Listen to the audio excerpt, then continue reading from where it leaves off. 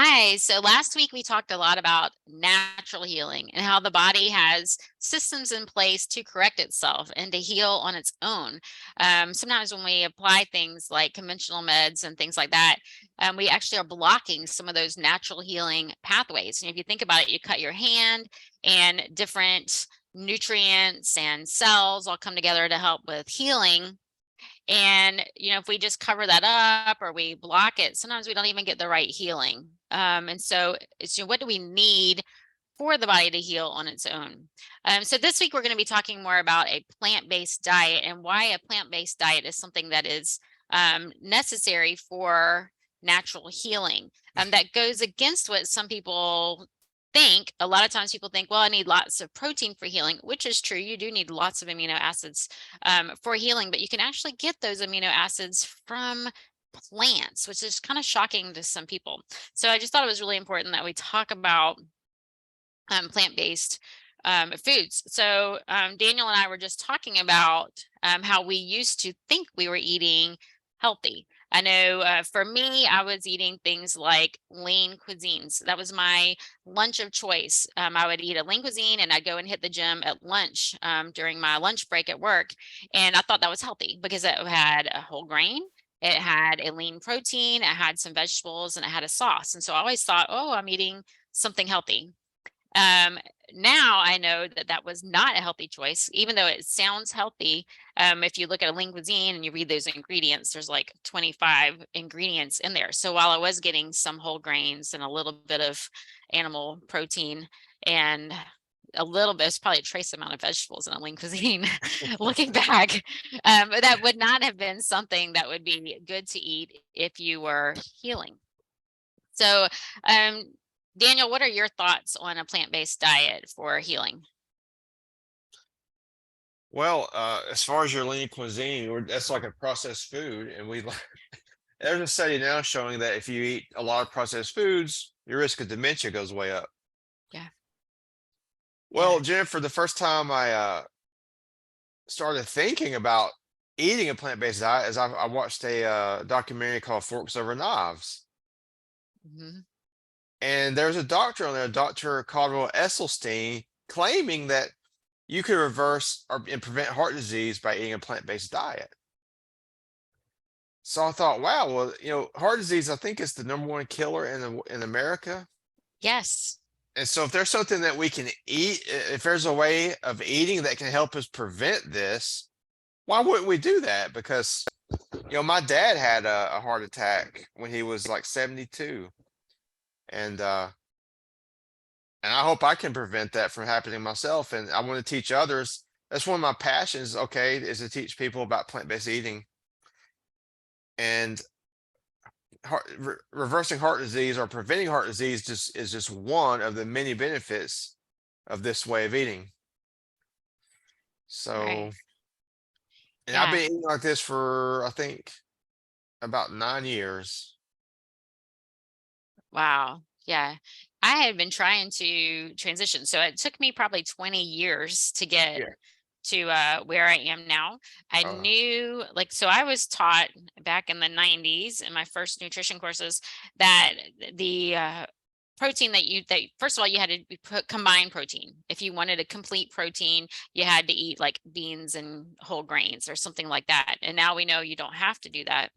That we need amino acids, which I mean we get our when we eat animals, what are the animals eating? The animals are eating greens and grass and things like that. They're taking in the amino acids. They're building those large muscles. If you look at a cow or a oh yeah. buffalo, or they're huge animals with these with huge muscles, and they're eating amino acids from plants. They're not eating animal protein. And so the same thing can happen with us. And people worry about combining because of one study that said you need to combine, which we know you don't have to do that now because we recycle amino acids. So you don't have to take them in together. Your body's going to use them. It's like Legos. Your body takes the Legos apart and rearranges to rebuild something else. That's what happens when we eat our food. We're breaking things apart. We're rearranging those amino acids to create different things. So if we're injured or we're ill and we're looking at what the body needs to repair different systems, we're looking at different vitamins and minerals and amino acids to bring them together. And we need to make sure that we are also not causing too much. We don't want the body to have to work too hard to make those repairs. So when we eat things like animal products, the body uses a lot of energy to break those proteins down into the different nutrients that we need, and that can create acid, not only extra stress on the body. So when we eat plant foods, we have just the individual amino acids. Yes, we still need to break things apart, but it doesn't create as much acid. It is a little bit easier. And a lot of times we look at juices, and so that is usually a key. If someone's really sick, we Yeah. need them to cleanse, we need to get things out of the body. And as we talked about last week in natural healing, we talked about how pooping is so important. You have to get everything out, and sometimes juices can help with that too. Yes, and as far as pooping goes, a plant-based diet has a lot more fiber. So it's definitely you're definitely going to see an increase in your bowel movements, and that bowel movements will be easier, especially if you're drinking enough water. If you're going to increase your fiber, you want to increase your water intake.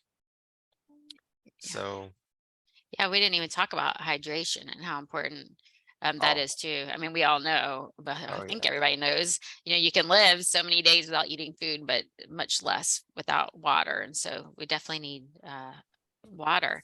And with the natural healing, we haven't talked about the microbiome. And so oh yeah, if we're eating animal products, we have different bacteria in our body than when we're eating plants. And we need a specific type of bacteria in the intestines to help break things down to even create things like our B vitamins, which we need for energy, and things like that. Even B12, we create our own B12, but we know now, we're eating clean foods. So we used to take in bacteria from our foods, which was help us with our B12, but now we eat clean. We clean everything. We're not eating that bacteria, taking it in. yeah, Yeah. Um, so didn't really want to go more into juicing today, but I do think that would be a good topic yeah. later on. It But is. so let's talk a little bit more about the plant foods. So we both went to the School of Natural Healing. Um, I also went to the Living Foods Institute, where we talked about different the enzymes in our foods. And so when we eat plant foods, we need the enzymes, which are actually going to be in your raw foods. We kill the enzymes when we cook our foods. And so not only do we need plants, we need raw plant foods. And so, I mean, do you eat a lot of raw plant foods? Yeah, try to eat fruit at least twice a day, and I try to eat a salad once a day, and uh, and I do I do more raw food some days, and some days I have a oh my God, what is it called? Instapot.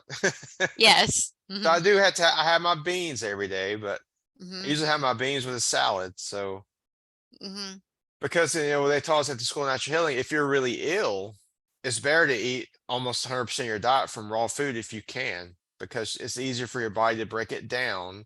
Raw food has its own enzymes, like you're saying, so Hmm. it digests a lot easier because it has its own enzymes.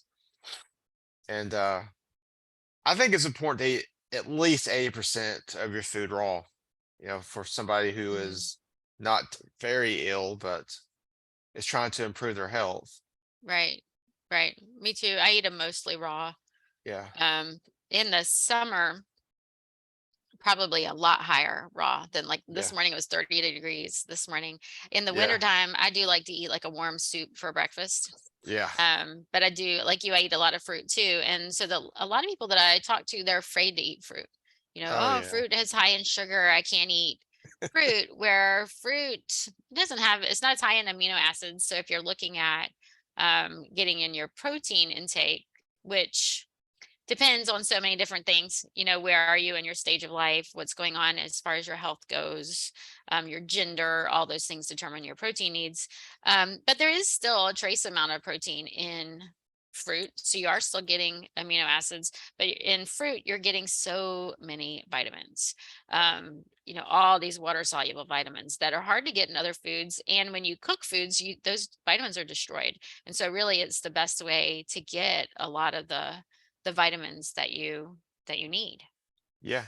And it's one of the most digestible foods. I think it's tailor made for the human body. It digests the fastest, like say a watermelon. I think it digests in like less than an hour. It may be. Wow. Mhm. So it's easier for the body. That's why also, if you're trying to heal some disease, you want to take the load off your digestive system. And this is where fruit really comes into play because it's really easy for the body to break down. Yeah, so you're not using as much energy in the Hmm. digestion, so you have more energy available to work on the repair process. Uh-huh. Yeah, And plus it's delicious. I mean, I don't know anybody who doesn't like fruit. They might be afraid right. to eat it, but they Hmm. love it. I mean, Yes, yeah, put a bowl of chopped fruit out and watch children. oh What do they yeah. do? They gravitate to those beautiful colors, which tells us that we probably should be eating those fruits. Yeah, so I'm a really big fruit eater too. I really like fruit. Yeah, I've heard of people experimenting. They put a bowl of chicken fingers or a bowl of fruit in front of a child, and the Hmm. child will almost always go to the fruit and avoid Yeah, the chicken fingers. yeah. See, kids still have their instincts, like they know what to eat.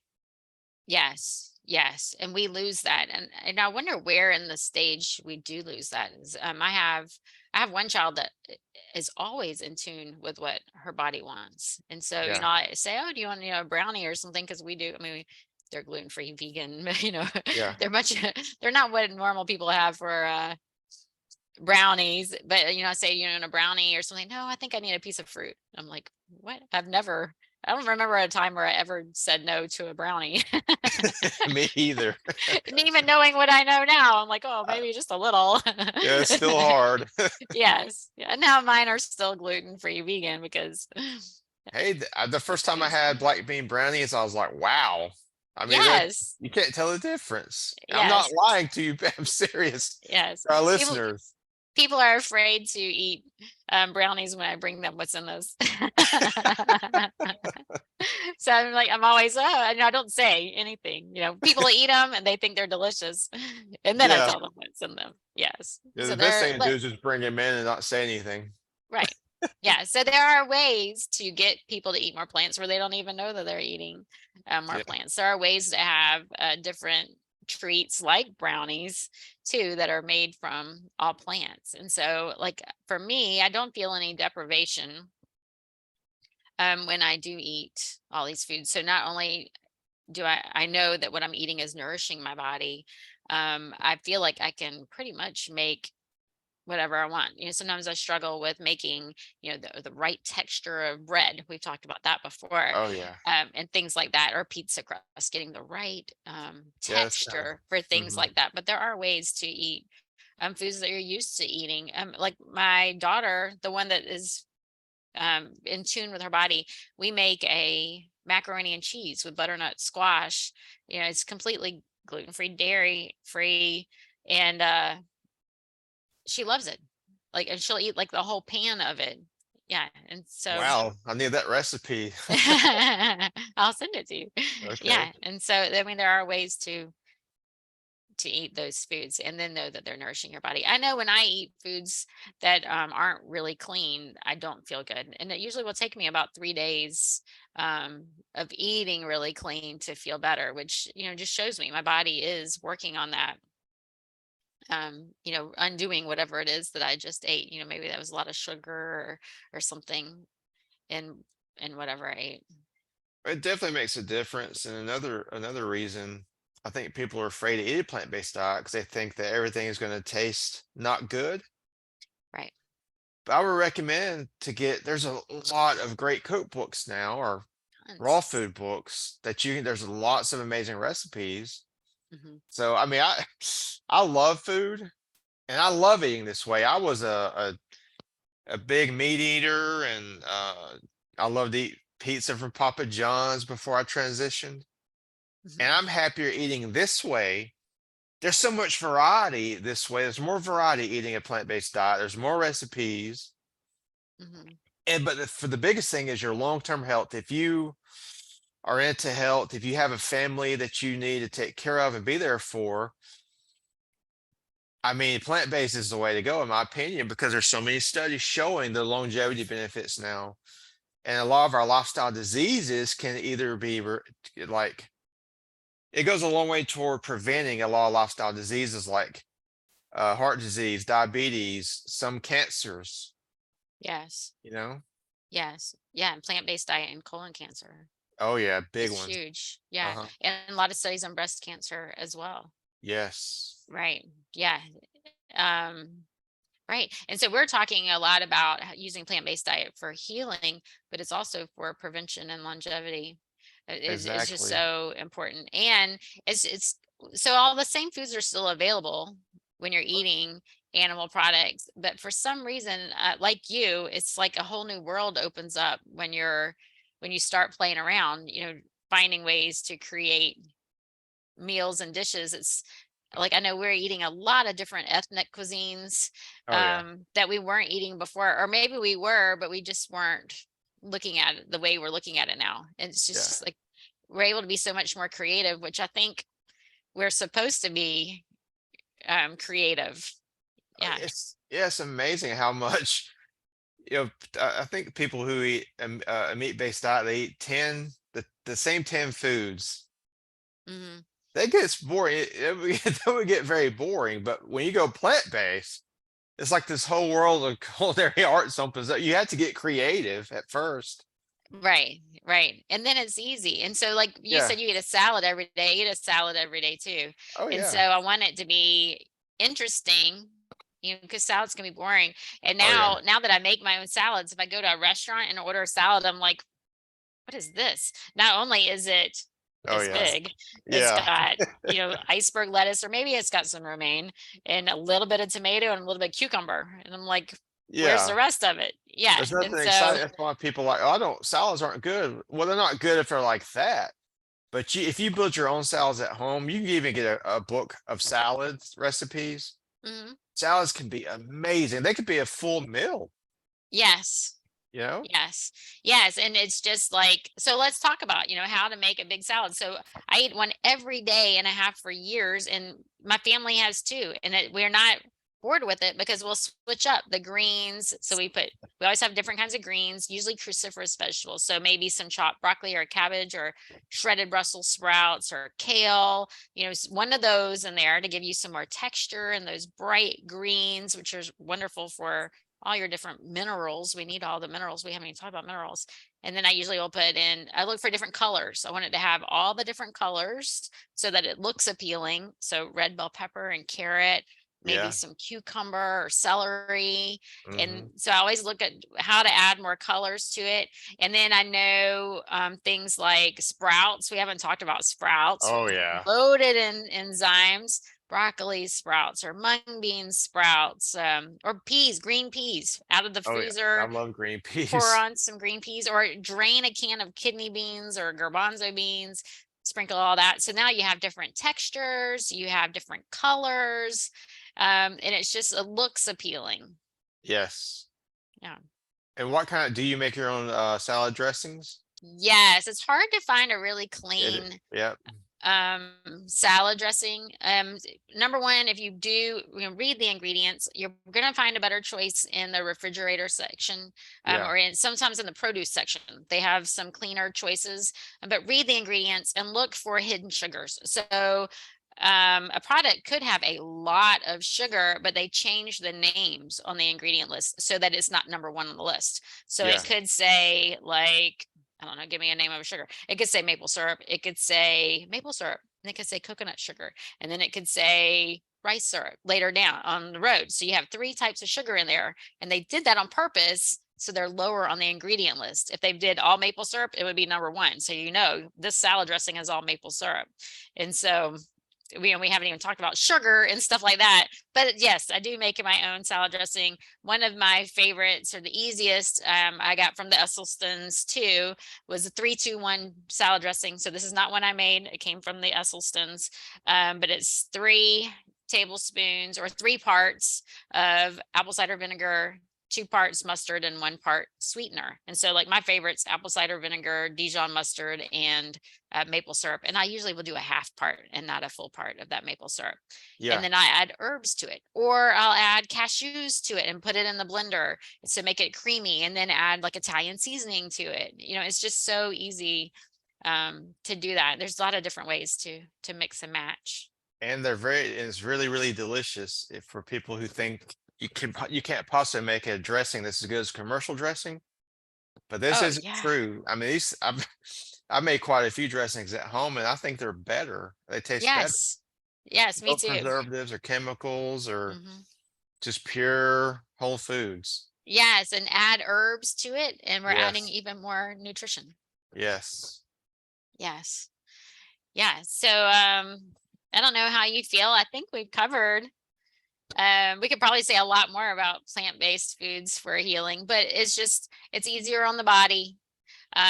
When you put plant foods in and avoid with processed foods and the animal products and things like that. We're talking about whole food, plant-based. Wish we didn't talk Yes. about that too, but the whole foods, buying all your ingredients from the produce section and using them, you're going to have much cleaner foods. It's easier on your body so that it's available to do whatever it needs to do to repair.